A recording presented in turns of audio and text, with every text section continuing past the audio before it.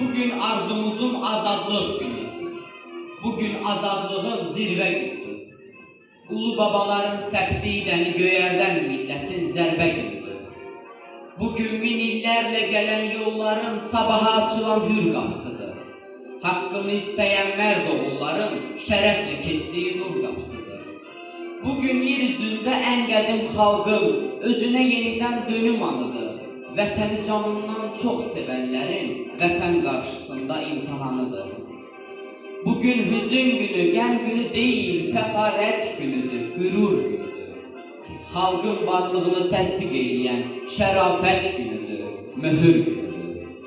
Bugün öz qanı ilə yazdı bu millət ən yeni tarixin salnaməsini. Ucaldı müqəddəs şəhidləri ilə çatdırdı dünyaya haqqın səsini.